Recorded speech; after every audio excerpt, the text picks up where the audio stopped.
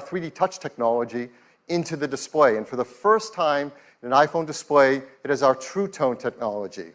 Now with True Tone, it adapts the color, temperature, and intensity to the ambient light around us.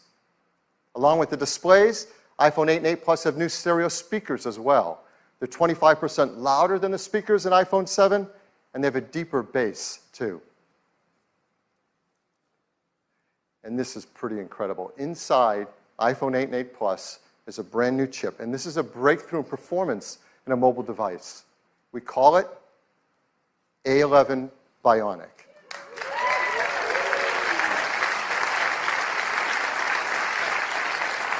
This is the most powerful and smartest chip ever in a smartphone. It's a 64-bit design, 4.3 billion transistors, 6-core. We're going to geek out here for a bit because it is so awesome. It has 2 high-performance cores. They're 25% faster than the high-performance cores in the previous industry-leading A10 chip. There's 4 high-efficiency cores. They're up to 70% faster than the ones in the A10 chip. They're managed by our 2nd-generation performance controller that now can use all 6 cores at once and can deliver up to 70% improvement in multi-threaded workloads. And they have our first ever Apple-designed graphics processing unit, or GPU. This is a 3-core design. It's 30% faster than the graphics in the previous A10. The GPU is designed to accelerate 3D apps and games, especially those that use our new Metal 2 framework. And the GPU also is incredible for machine learning apps. And those kind of tasks get a big speed up if they use our core machine learning framework too. There's more to it. The A11 Bionic includes our first new generation image signal processor, or ISP. So you know this is used in photography. It delivers faster autofocus in low light. It has new pixel processing for sharpness and texture. And for the first time, to help reduce noise, it has hardware-enabled multi-band noise reduction. All of this helps to improve performance and helps us take better pictures. Perhaps the most beloved feature of every new generation of iPhone is the cameras. And people love taking photos. And customers send us their photos for our Shot on iPhone campaign. Like this one. This was sent from Jeremy Perez Cruz. He shot it with an iPhone 7 Plus. And people are going to love taking pictures with the iPhone 8 camera. It has an all-new 12-megapixel sensor. It's larger and faster. It provides 83% more light, and it's more power efficient at the same time.